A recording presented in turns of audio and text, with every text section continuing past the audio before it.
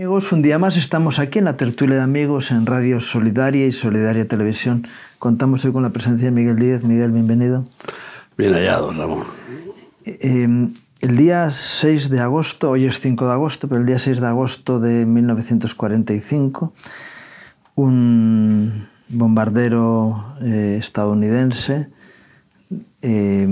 lanza una bomba sobre la ciudad de Hiroshima, en Japón, y es la primera bomba atómica que se utiliza en guerra y produce pues más de 200.000 muertos, 150.000 en el momento, y luego otro fue una masacre en un solo día, ¿no?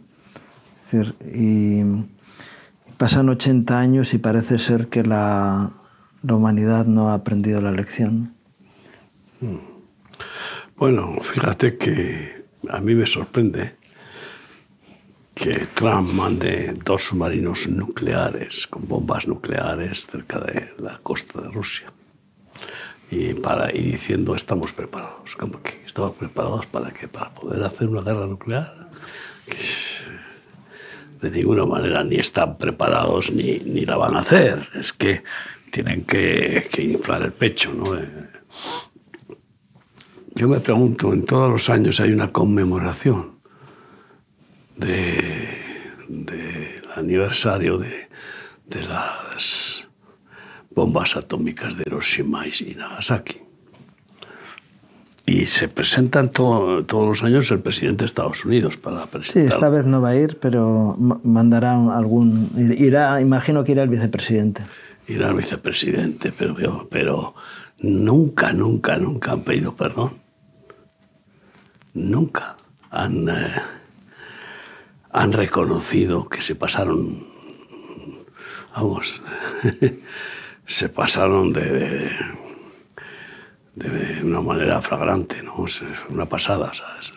Sobrepasaron lo que es la acción bélica, ¿no? Y eso pues tiene una deuda pendiente, lo que siembras cosechas. Solo el arrepentimiento y el pedir perdón nos puede librar de la consecuencia del pecado. Claro, si el que siembra el mal se arrepiente por la gracia de Dios que le da esa oportunidad, esa bendición del arrepentimiento, y pide perdón, lo confiesa y pide perdón, entonces Dios, misericordioso, le perdona y para la maldición, es decir, la justicia, para la cosecha. Pero como no se ha hecho, pues hay pendientes bombas atómicas que caerán en Estados Unidos. Muchas veces me pregunto cómo será, porque va a ser. Y además es que es la razón fundamental por la cual Estados Unidos deja de ser el protagonista en el mundo y ya en el final de los tiempos no aparece con ningún protagonismo. El Apocalipsis. Ese águila que pierde las plumas y que cae a tierra como un pollo pelado y se levanta como un hombre, es el humanismo que queda en Estados Unidos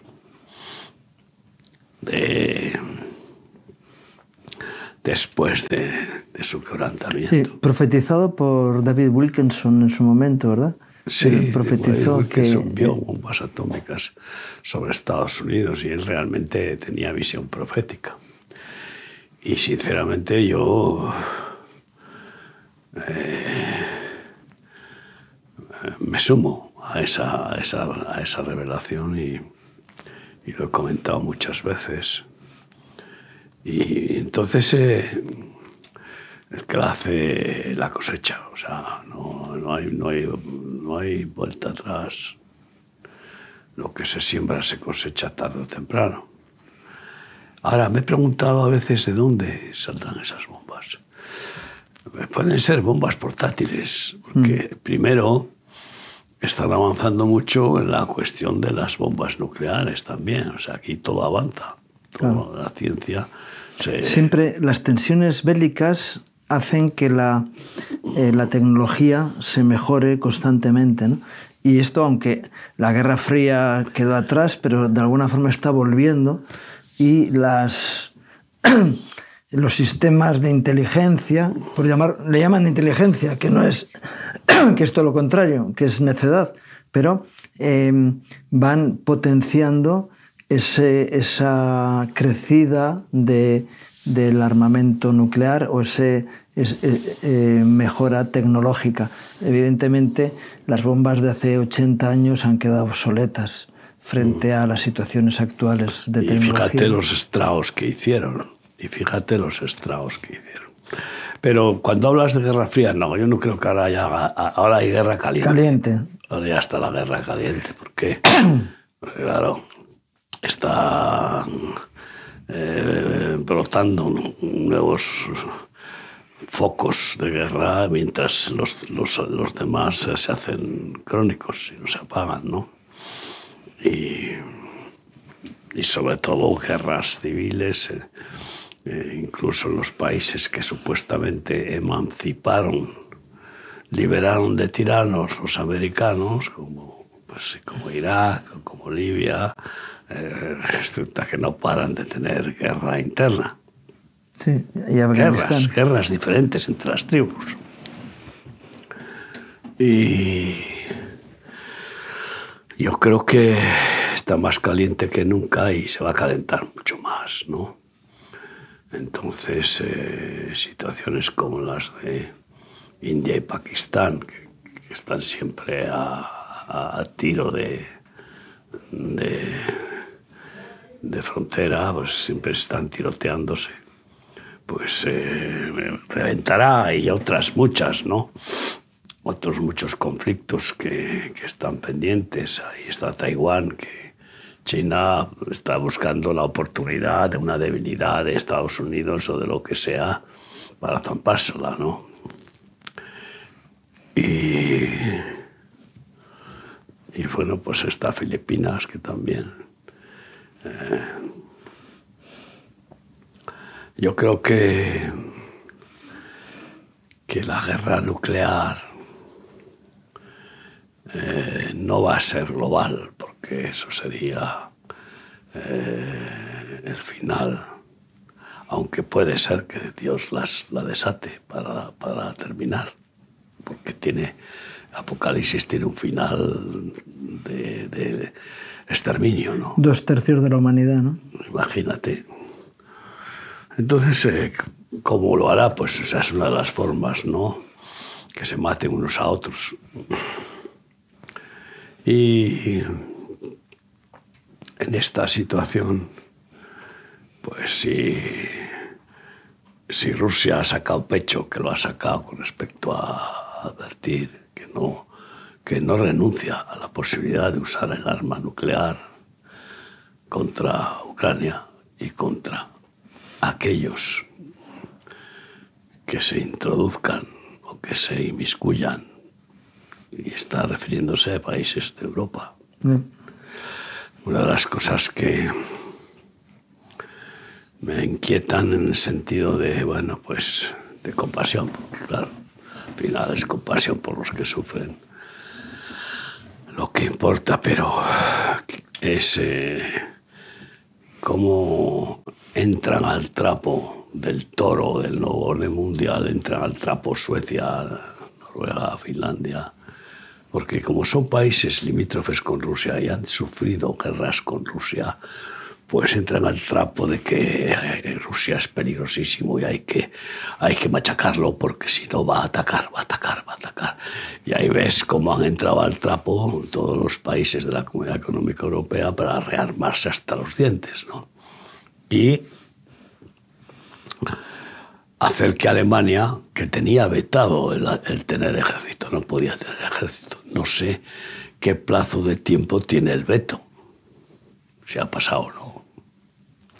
Sí, todos los acuerdos tienen un Por eso final. Tendrán un plazo. Aunque no sea plazo, llega un momento en que la situación ya de se potencia. diluye, ya se toma Y hay otras decisiones que tomar. Entonces ha declarado el presidente actual que Alemania va a tener el mayor ejército de Europa. Y ya antes de decir eso, ha sido el primero que ha declarado que, bueno, pues que invertía 100.000 millones en armamento moderno. Es una cifra. Sí, que se lo compra Estados Unidos y todos contentos. Claro, y así que puede apaciguar un poco lo de los aranceles, que es lo que ha conseguido la von der Pfizer, que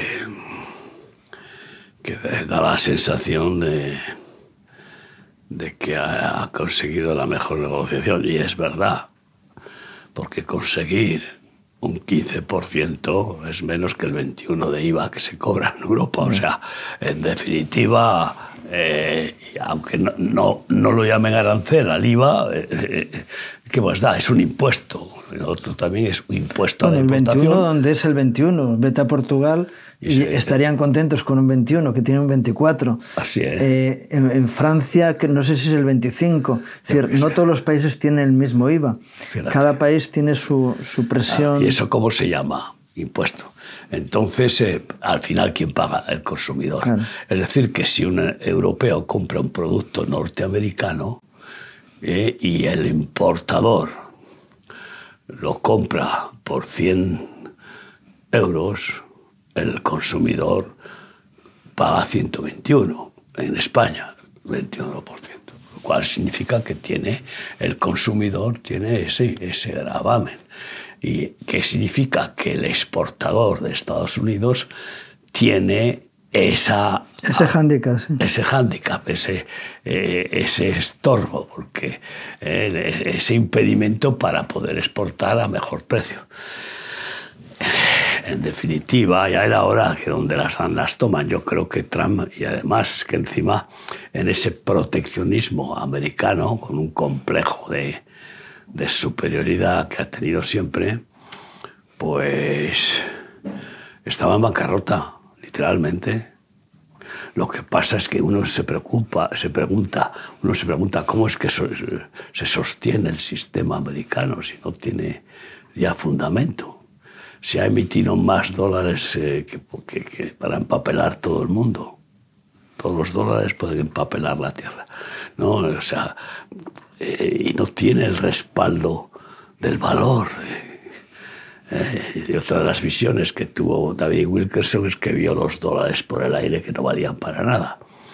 Y eso va a llegar. ¿Cómo va a llegar? Pues en el momento en que revienten las relaciones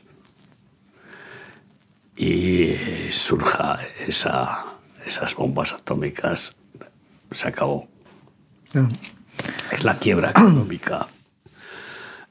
Y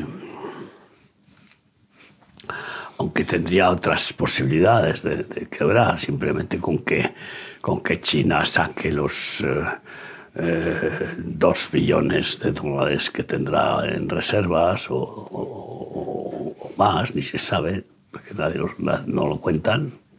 Sí, los euros que tienen y todo el dinero que se han llevado en todo. El dólar, que es el que más va. De hecho, ya ha pegado un bajonazo el dólar. Y yo creo que... Pero que el dólar baje, a Trump le viene bien porque sus productos se exportan mejor. Van a exportar mejor. Y a Europa le viene mal porque sus productos se van a exportar peor. Efectivamente. Aparte del 15%, la fluctuación de las monedas también... Eso supone todavía un aumento de obstáculo para la exportación europea, ¿no? Que está bajando a gran velocidad. Pero... lo cual está llevando a que los americanos empiecen a consumir más sus propios productos, que tienen de todo allí, fabrican de todo en Estados Unidos. Pero ya sabes... Y en esta situación estamos viendo muchos peligros muy grandes con respecto a la guerra de Ucrania y Rusia, que, bueno, parece ser que dentro de unos días tienen por fin un encuentro para ver si pueden. Zelensky y Putin, sí. Zelensky y Putin, ¿no? Que hasta ahora no se habían visto esos dos, ¿o no? ¿No? No, creo que no. Ha habido el ministro de Asuntos Exteriores con Zelensky, pero no Putin. Porque Putin no ha salido de Rusia. Bueno, ha ido a China, ha ido a Corea del Norte, pero no ha salido ni a Turquía ni a lugares así, vamos a decir, neutrales donde se pueden juntar. Porque, claro, necesita una seguridad, porque sabe que hay quien... Ni siquiera Europa... está buscando su cabeza. Ni siquiera a Europa ni a Estados Unidos. Bueno, ¿qué podemos decir? Que las profecías se van cumpliendo, sí. Ineludiblemente, y nación contra nación, reino contra reino, pero después de muchas guerras diferentes, ¿no? Fíjate que la tecnología que estaba desarrollando Irán con respecto a los drones y algún otro país, parece ser que ahora mismo quien está en cabeza de la construcción de drones es Rusia. La tecnología que tiene debe ser espectacular con respecto a esto. Es decir, 3 años o casi 3 años de guerra hace que se originen muchos proyectos de mejora de las cosas. Y claro, Estados Unidos no tiene la presión que tiene Rusia, porque tiene la batalla delante y ya ha sacrificado cientos de miles de soldados. Quiere decir que tiene la presión interna de poder buscar esas mejoras. Y parece ser que los drones que tiene ahora Rusia deben ser lo más adelantado en ciencia. Drones y robótica. Y robótica, sí. Porque ahora resulta... Sí, un tanque de 50 toneladas, ¿no? Que ahora hay robots que disparan, vamos, como si fueran tanques y son robots. O con metralletas, o con bazocas, o con lo que sea, da igual. Entonces, no cabe duda de que es una forma de no arriesgar vidas humanas y poder ser más eficaz en la mal llamada arte de la guerra, ¿no? Pero Rusia ha tenido efectivamente, primero que ha tenido el plus de la tecnología de Irán, que era muy avanzada, sí. Sí, en cuanto a los drones, porque se nutría de drones de Irán. Y yo creo que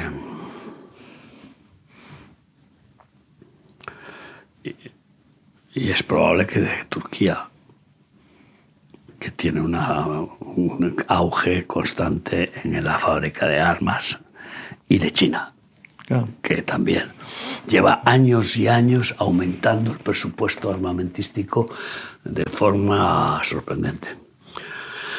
Entonces, ha tenido tiempo para desarrollar la eficacia de la guerra, ¿no? Y de hecho, si no llegan a buenas negociaciones, Zelensky y Putin, Rusia va a seguir arrasando, avanzando. Cada vez se va a comer más territorio ucraniano, es así. Y ya está, ¿no? Y las baladronadas de Trump no le van a frenar, porque Putin conoce a Trump. Putin es el hielo y Trump es el fuego. El fuego, ¿no? Entonces sabe que no va actuar. Lo que sí puede hacer Trump es ponerle más trabas de sanciones, ¿no? Pero Rusia ya ha superado todas las sanciones comerciales habidas y por haber con los mercados comunistas y de todo tipo, ¿no? Que vamos, en África ha invadido y está invadiendo África con sus productos. Sí, en un momento dado de cerrajón, Rusia puede ser autosuficiente. Es decir, lo que pasa es que vive en el mercado mundial, ¿no? Pero podría vivir encerrado en sí mismo. Podría vivir cerrando las fronteras y no permitiendo que entrara ningún producto de fuera. Tiene de todo. Claro, por eso. Tiene literalmente de todo. No necesitaría importar nada. Quizá los chips, que no sé en ese sentido cómo estará. Los chips famosos, ¿no? Para su tecnología. Porque eso tenemos que Taiwán es el que tiene el mercado mundial, no sé si el 70%, pero bueno. Sí, pero en cuanto a producción, pero en cuanto a tecnología, ingeniería, eso es lo que han hecho los chinos. Han comprado tecnología y luego la han fusilado, porque dicen, bueno, ¿esto cómo funciona? Y terminan, o mandan gente suya a aprender en otros lugares y luego vuelven y ya tienen gente suficiente para hacer la labor. Entonces, pero por lo demás, autosuficiente. Tiene de todo. O sea, Rusia es un imperio tradicional, claro, de milenario, ¿no? Y así como China también lo es. Y China está caminando a ser autosuficiente. Porque, como tú dices, está copiándolo todo. Ya está fabricando hasta vino, porque se da cuenta. Y está fabricando jamón. Dice, ¿cómo puede ser? Claro, porque lo fusilan todo. Claro. Y entonces, claro, nunca va a ser ni el vino que importa, ni el jamón que lleva de España, pero sí, pero la tecnología se puede... Pero por lo menos va avanzando en su autosuficiencia, ¿no? En definitiva, vemos cómo está revuelto, todo está revuelto. Vivimos en un mundo caótico, peligroso, anarquista. Donde el príncipe de este mundo se llama Satanás y él impone su naturaleza a las situaciones del mundo. Hace 3 días o 2 días salen imágenes de 2 de los rehenes, bueno, de los secuestrados por Hamás en Israel. A mí me recordó las imágenes de cuando es liberado se me fue el nombre ahora. Por ETA en Mondragón, sí, que no fue liberado. Bueno, fue liberado por la Guardia Civil. Eso, ellos no lo liberaron. No, fue liberado por la Guardia Civil. Pero fue liberado por ETA, no. Por eso te digo, es que me parece que has dicho fue liberado por ETA. No, fue liberado. No, evidentemente. No, sí. De hecho, detienen a los que le tenían encarcelado, secuestrado, y estos se niegan a decir dónde está. Y la Guardia Civil sabía que estaba allí, porque llevaban comida y salían sin ella, etcétera, etcétera. Y la nave estaba vacía y no había... Y en una ocasión que llevan a uno de los etarras allí, en la conversación echa su mirada hacia un lado y había allí una máquina pesada y uno de los guardias civiles dice, no, de los que estaban dirigiendo el asunto, dice, tiene que estar ahí. Tiene que haber un mecanismo, y consiguen el mecanismo, y era un mecanismo hidráulico que levantaba la máquina, que pesaba unas cuantas toneladas, y debajo estaba el zulo. Ya vendrá el nombre. y cuando sale, la imagen de este funcionario de prisiones era muy parecida a las imágenes que hemos visto. Y querían dejarle morir de hambre. Y bueno, a nosotros nos llevarán presos, pero este no sale.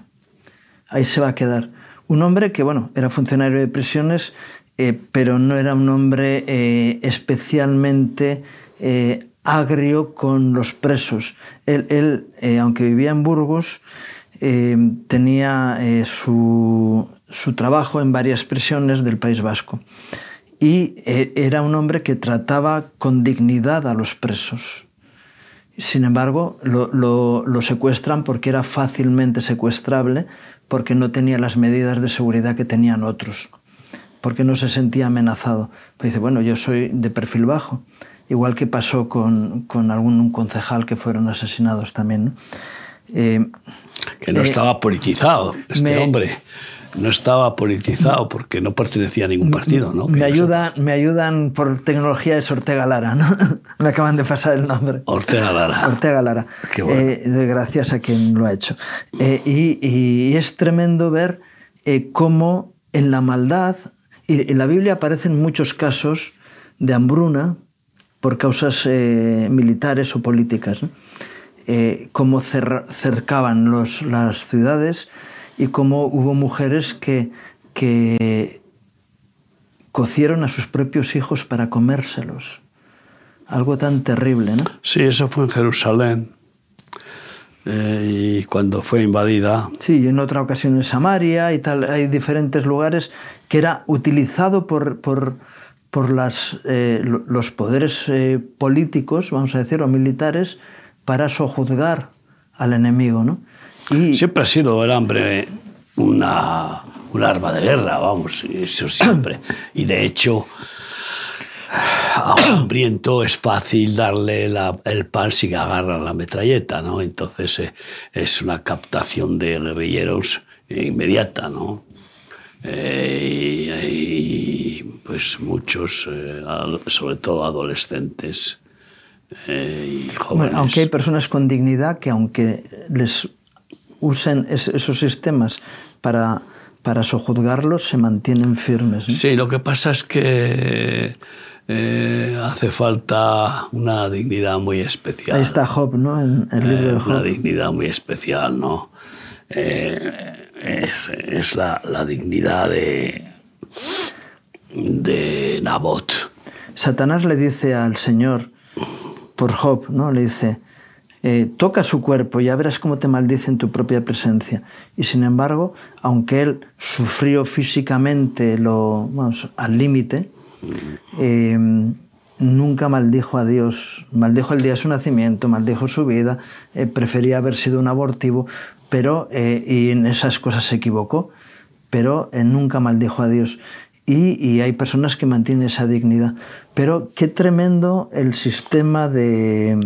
Pero pídeles a los africanos que están pasándolo mal, ellos y sus familias. A veces incluso agarran la metralleta porque se salven sus hijos. O sea, yo qué sé. Es decir, que el asunto implica mucha fortaleza espiritual, claro, que no tienen. Ni siquiera muchos de los que se dicen cristianos, que eso es lo que pasa cuando viene la prueba, ¿no? La prueba de sufrir el martirio incluso, ¿no? Y que claramente está profetizado que muchos abandonarán, Juan 6:66, ¿no? Que es curioso, el versículo determina el número fatídico, ¿no? Y abandonan a Jesús todos porque no quieren someterse a su voluntad. Claro, porque un martirio puntual es relativamente fácil, ¿no? Pim pum, se acabó. No. Pero un martirio de este tipo, de inhalación...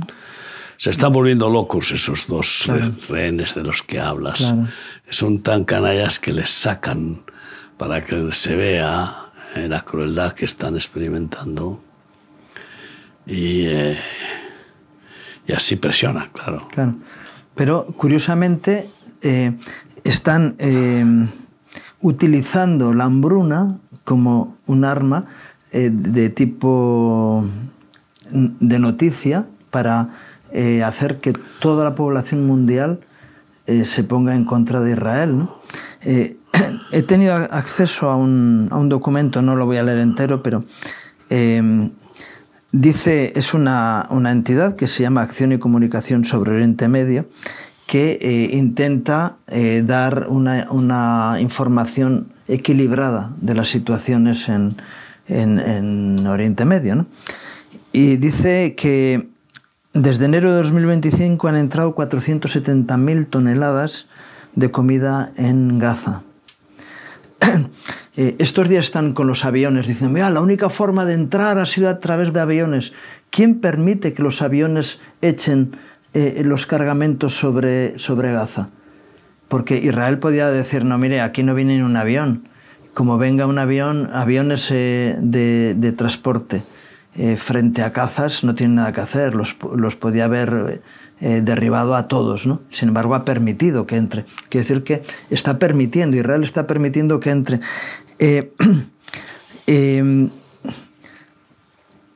A lo largo de los 2 años, y va a ser 3, ¿no? Ahora, no, va a ser 2 años ahora en octubre. El volumen de comida que ha entrado equivale a 850 kilos por persona. 850 kilos de comida por persona, que supone 1,2 kilogramos por persona y día. ¿Dónde están? ¿Dónde están? Ese es el gran problema. Gran parte, más del 70%, 78% creo que estaban diciendo, Hamás intercepta el 85% de los camiones de la ONU. Y, de hecho, de lo que ha caído del avión que ha mandado España, lo está vendiendo Hamás en el mercado negro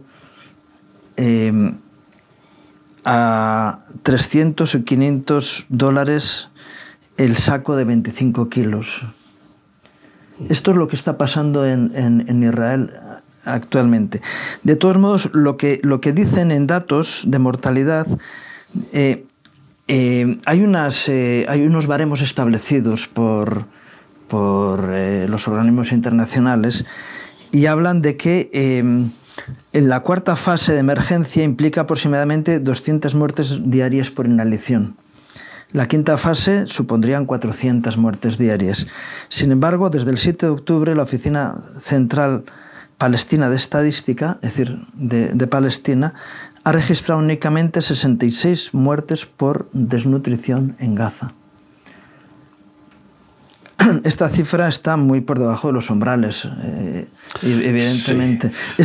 Entonces, esta es la realidad. Lo que vemos es una operación mediática antisemita a nivel brutal de los medios de comunicación, que cómo puede ser que insistan, persistan y machaquen para intentar concienciar a los televidentes y radioyentes de que Israel es genocida.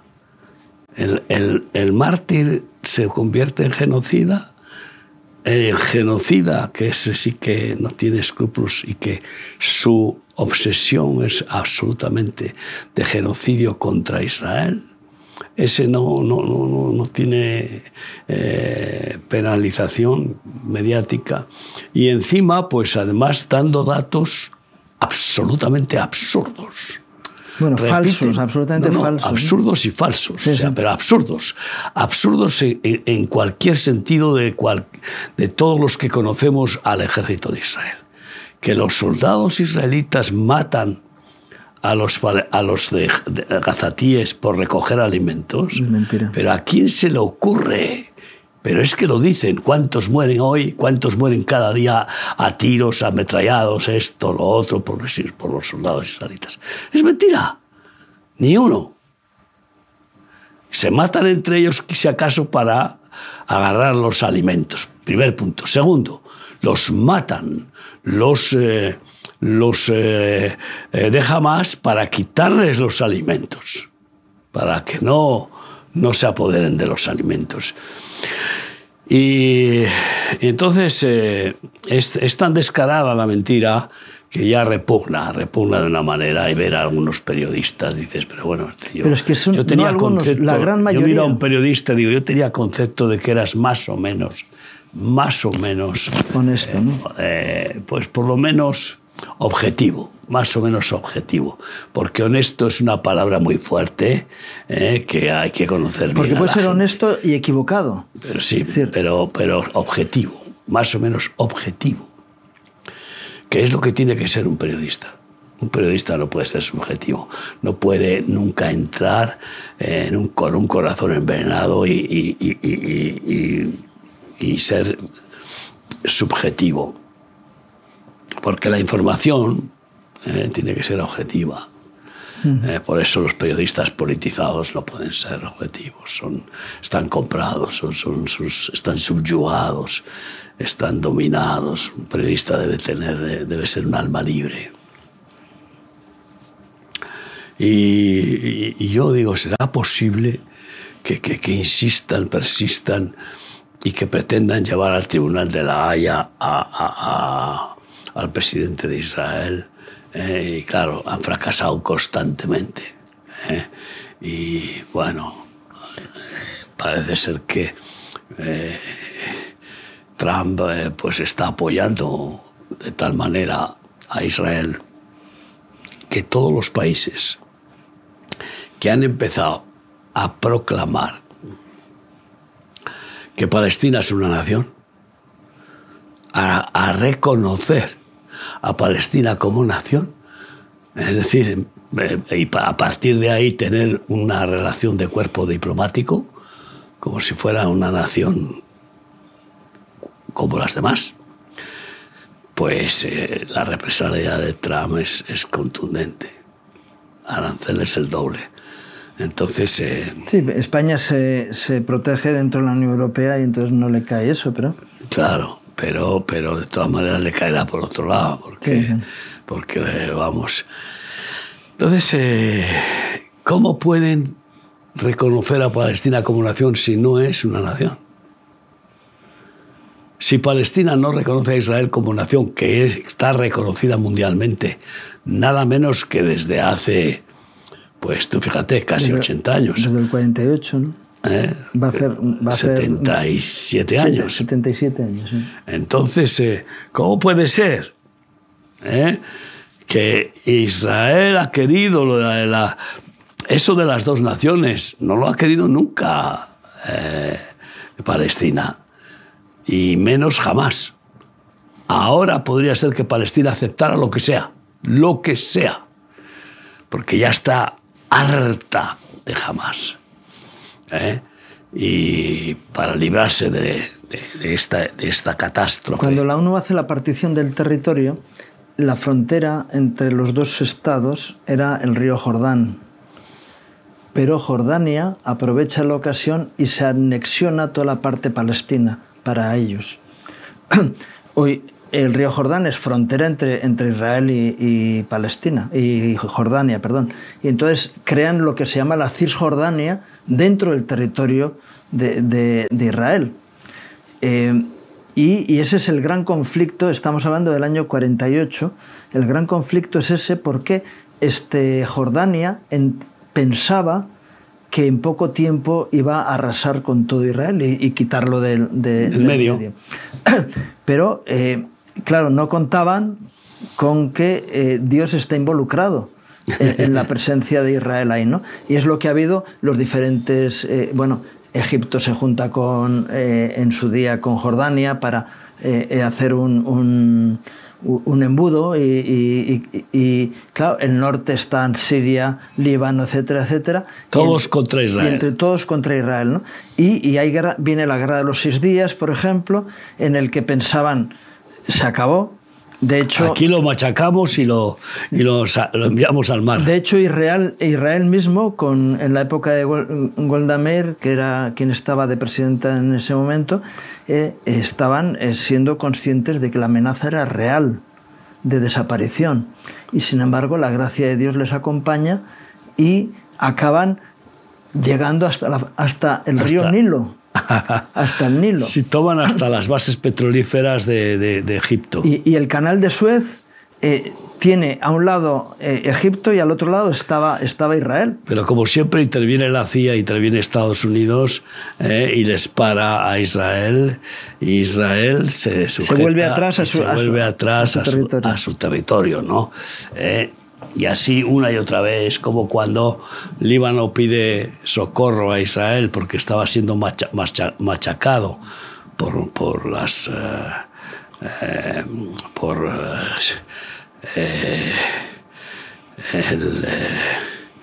el mayor asesino la OLP, ¿no? La OLP, el mayor asesino de la historia del siglo pasado, que hasta le dieron el premio Nobel, cosa que yo me he quedado siempre diciendo cómo puede ser qué análisis hacen para dar premios Nobel, ¿no?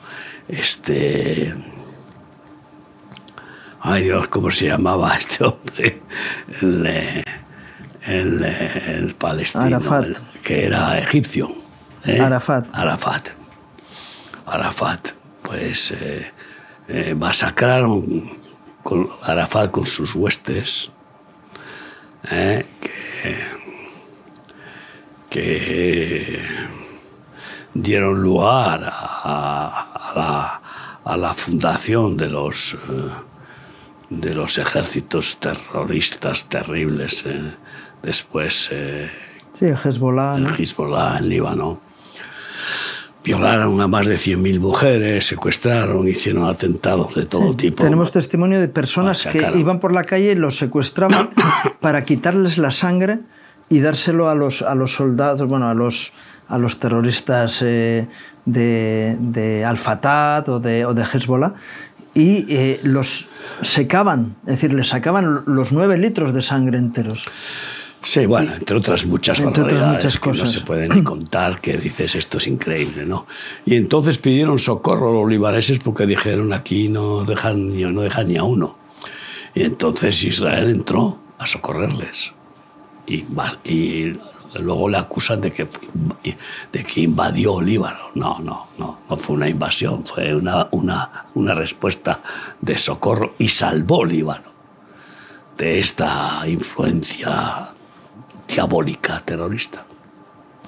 Y venció a estos ejércitos que eran poderosos, ¿no?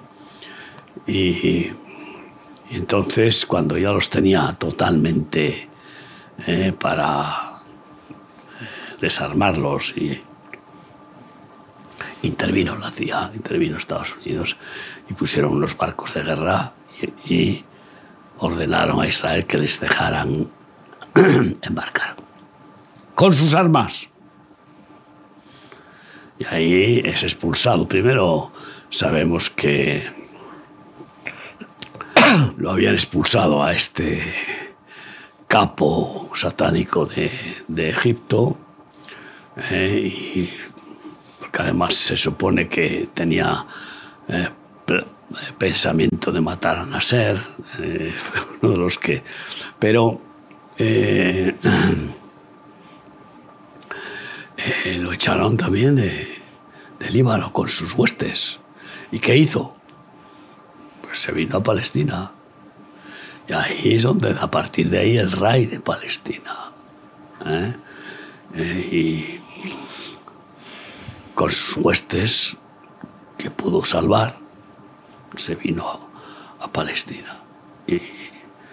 Y empezó con sus ejércitos terroristas a seguir haciendo terrorismo y luego a negociar. Sí. Y seguimos en esa batalla. La ONU se niega desde hace semanas a distribuir miles de toneladas de alimentos que están pudriéndose dentro de los almacenes en Gaza, porque no aceptan la escolta militar de Israel. ¿Cómo puede ser? ¿Dónde está su compasión? Lo que importa no es dar de comer a la gente hambrienta. ¿Por qué no entienden que Israel tiene que hacer una escolta militar porque sabe que los van a robar los terroristas? Y segundo, porque intuye que pueden pasar armas a través de los alimentos. ejércitos. Esto está clarísimo. Sí. Si interviene la ONU ha permitido siempre estas acciones terroristas. De hecho, lo último de hoy es que Netanyahu ha dicho, mira, después de estas imágenes, ya sabemos que no nos van a entregar a los rehenes, que no son rehenes, sino que son secuestrados. Sí, eso, no son rehenes, son secuestrados y que están extinguiéndolos poco a poco, se están muriendo, entonces, matándolos de hambre. Lo último que está diciendo es vamos a terminar con el dominio de Hamás, porque parece ser que están reducidos a un 25% del territorio. No, van a invadir Gaza totalmente, 100%. Es decir, van a tomar control de lo que les pertenece, porque Gaza es una comunidad autónoma de Israel, o sea, les pertenece. El ministro Álvarez... Espero que mañana no tenga España que hacer eso con Cataluña. Álvarez, por decir. Álvarez dice, si Israel toma ilegítimamente, perdón, no sabe lo que dice, su propio territorio, porque es territorio que nacional. Es ministro de Asuntos Exteriores y no tiene ni idea, no sabe, no tiene ningún sentido de lo que se llama el derecho internacional. Pero está más guapo callado, político. ¿no? Que está más guapo callado. Más guapo, sí. Pero tiene que meter la pata. Pero si dices eso, hinchándose el cuerpo, quedas en entredicho delante de todo el mundo. Dice, oiga, si es territorio israelí, la explanada del templo en Jerusalén, que es territorio israelí, es decir, está en mitad de Jerusalén, que por concesión Israel permite que las dos mezquitas que hay, pero quien mantiene el control de la zona es el ejército israelí y es la policía municipal de Jerusalén quien controla la explanada del templo. Ese fue un regalo de Moshe Dayan, el general que participó en la liberación de Jerusalén y que, bueno, pues no sé cómo tuvo esa gentileza diabólica de cederles a los musulmanes la explanada de arriba, que donde están las dos mezquitas, pero claro. Quien tiene el control sigue siendo Israel, porque es territorio israelí. Es decir, sí, pero allí no pueden entrar los judíos, por ejemplo. O sea que ya es como una especie de quiste no musulmán dentro de Jerusalén. Las entradas están abiertas, no, pero y los musulmanes entran sin ningún tipo de control. Desde una calle, es decir, desde la calle de la Puerta de las Ovejas, por esa zona, hay puertas que entran directamente a la explanada, que están abiertas. Sí, nosotros hemos entrado. Pero por ejemplo, si llevas una Biblia, te la quitan, la tienes que dejar fuera. Y nosotros hemos entrado por la parte que dejan entrar a los cristianos 2 horas al día para visitar el sitio de forma turística. Y tienes que aguantar la falta de hospitalidad, que es muy difícil, muy raro entre los semitas. Es decir, los árabes y los judíos normalmente son hospitalarios y sin embargo ahí te tratan de una forma humillante, ¿no? Sí. Pero sin embargo, quien les dice, quieto, que este señor no está haciendo nada, déjale, tranquilo, que vienen a visitar el sitio, son la policía y el ejército israelí. Porque es territorio israelí, igual que Gaza es territorio israelí, igual que Cisjordania es territorio israelí, es parte del Estado de Israel. Pero hombre, ¿qué va? ¿Y de quién son los hijos? Del gobierno, ¿verdad? De sus pues padres. ¿De quién es Israel? De la ONU. Es que, ¿de quién es Israel? Es del nuevo orden mundial. Todo tiene que ser dominado por el gran hermano, como decía Orwell. Claro, este es el problema. El problema es que Israel no puede tomar decisiones y actuar fuera de lo que decidan las Naciones Unidas. Que lo que están decidiendo desde hace ya tiempo es que sean extinguidos. Eso es lo que quiere incluso las Naciones Unidas, pues tomadas, financiadas por 23 teocracias islámicas. Claro. Hace poco el propio Trump recibe información de la CIA. La CIA no está sanada no la ha saneado todavía. No está saneada. Está podrida. Sigue en manos de aquellos que durante décadas han estado dominando, y que tiene que ver con los demócratas, que han metido su gente ahí. Bien, le llega información a Trump, como presidente de los Estados Unidos, a través de la CIA, de las felonías que hace Israel.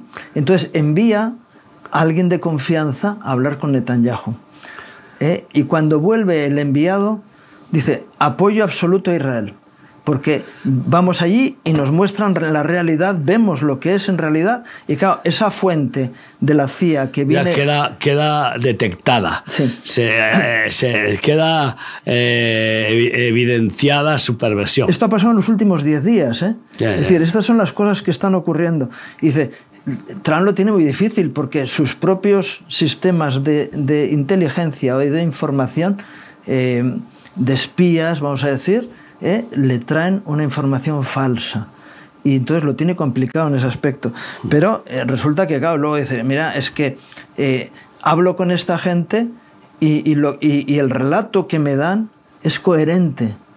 Y la información que me dan estas personas no tienen una base real. Por eso es importante que los medios de comunicación los veamos con un filtro, porque nos están mintiendo descaradamente. Incluso algunos que aparentemente son fiables, a veces te están metiendo... Es que además basuras. Es un poco llamativo, y repugnantemente llamativo, la reiteración que tienen, la persistencia.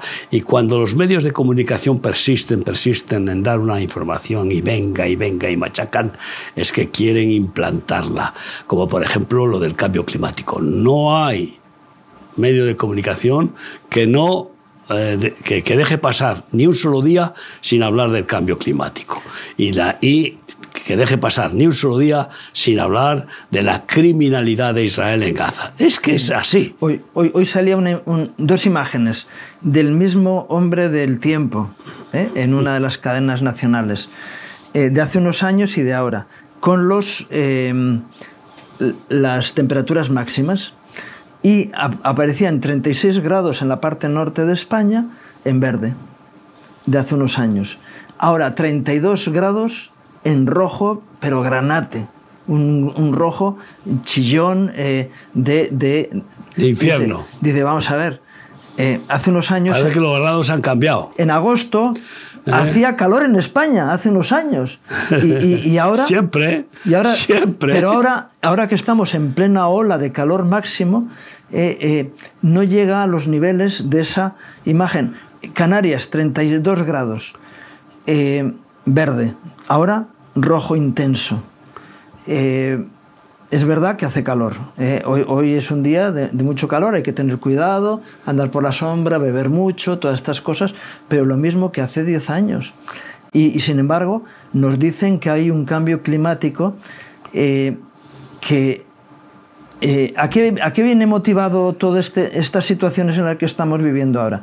Que la actividad solar está viendo una actividad solar mucho más fuerte que otras veces, lo cual hace que sea más largo el periodo de estío, ¿no? Pero no tiene que ver con un cambio climático, sino con una influencia externa que está y que va a dejar de estar. Es decir, ese aumento de la actividad solar que nos está trayendo un calor excesivo. Sin embargo, qué curioso que hoy había fotos de Australia. Australia está en el hemisferio sur, ahí están en invierno, donde los canguros están saltando encima de la nieve.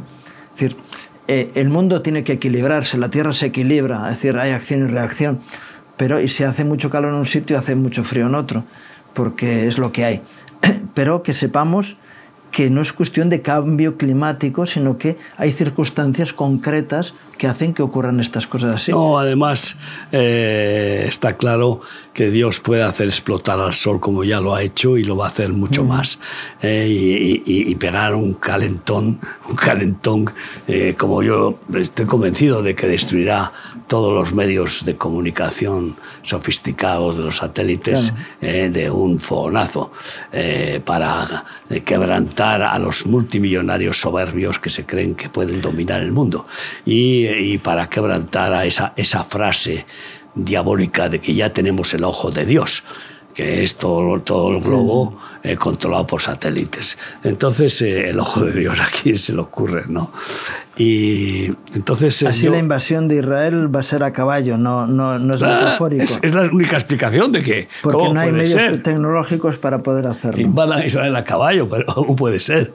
Entonces, yo lo que creo es que es tiempo de orar y orar. No me salgo de ahí, de clamar a Dios y pedir que venga su reino y su justicia, y que manifieste, Dios mío, que manifiestes tu gracia sobre aquellos, especialmente huérfanos, viudas, débiles, especialmente los que sufren. Que tu misericordia se manifieste y que consueles, confortes, que incrementes, Señor, tus milagros, tus sanidades, tus prodigios. Que te glorifiques en este tiempo, Padre, y que así te des a conocer en la gran oportunidad final que vas a dar a la humanidad, para que nadie tenga excusa y puedan, pues, aceptar tu salvación y salves a muchos. Entonces es tiempo de orar está claro. Con intensidad. Las rodillas paralizadas y las manos caídas, es decir, claramente la posición de oración con las rodillas en el suelo y las manos levantadas glorificando a Dios es la verdadera imagen de un pueblo que a veces... Mira, me hablaba el Señor hace unos días, el mundo no se puede arreglar con medios del mundo. La Iglesia no se puede arreglar con métodos del mundo. No. Es decir, ni el mundo ni la Iglesia. Es decir, si queremos arreglar los problemas de la Iglesia con los sistemas que tiene el mundo, estoy hablando psicología, pedagogía, etcétera, todas las guías. Bibliología. Es decir, no hay por dónde. Solamente la acción de Dios. Tampoco se puede. No se puede, porque el sistema del mundo no arregla los problemas. Es decir, dice la palabra que esas medidas que tienen reputación no tienen valor contra los apetitos de la carne. Es decir, no pueden cambiar los problemas profundos de los corazones. Y luego hay personas que toman decisiones porque están llenas de maldad en sus corazones y nos afectan a todos. Por eso Pablo le dice a Timoteo que oren por los que están en autoridad, para que sus corazones cambien y tomen decisiones sabias y sean levantadas personas en dignidad y en honor.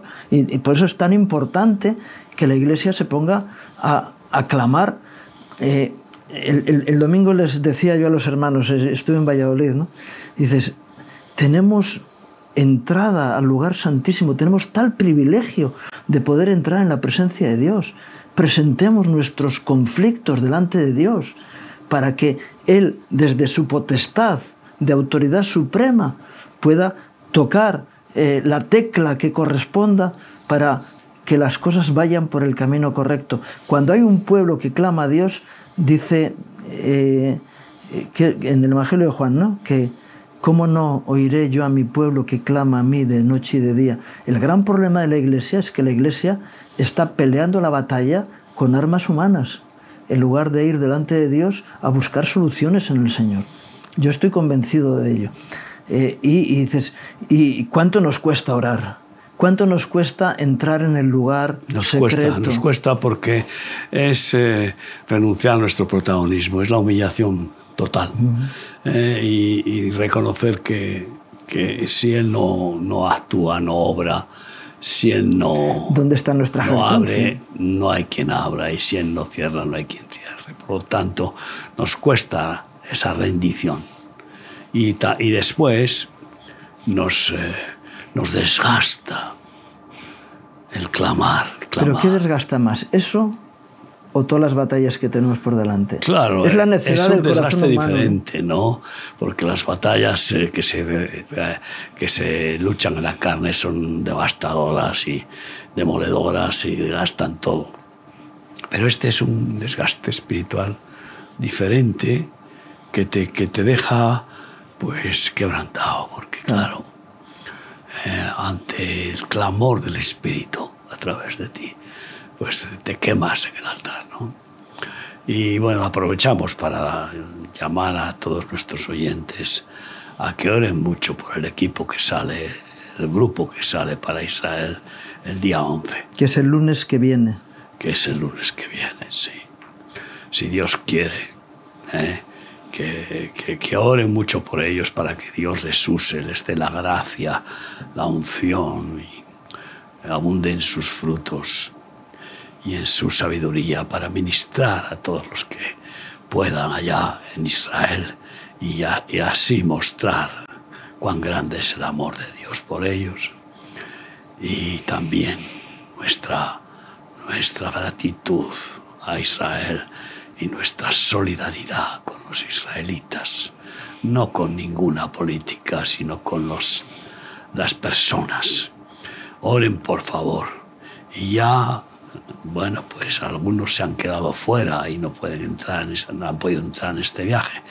Pues apúntense ya para el siguiente, que es en diciembre, donde tendremos el Congreso de Palabra Profética en Jerusalén. En diciembre, que será el 9 de diciembre. No lo vayan dejando.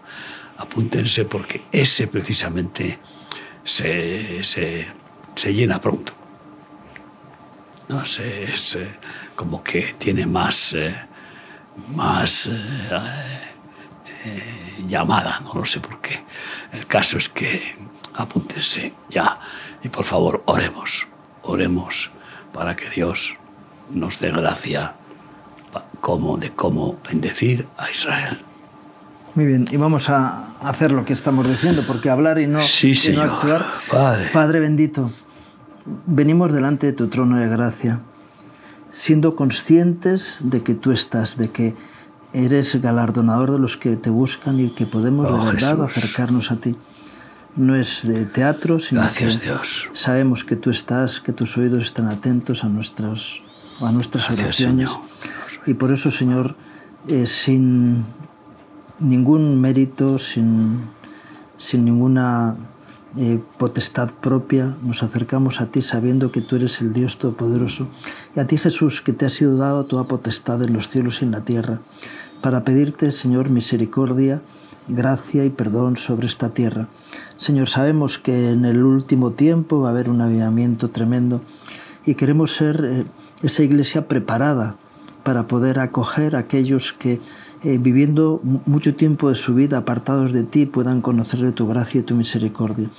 Por eso produce un avivamiento en medio de tu pueblo.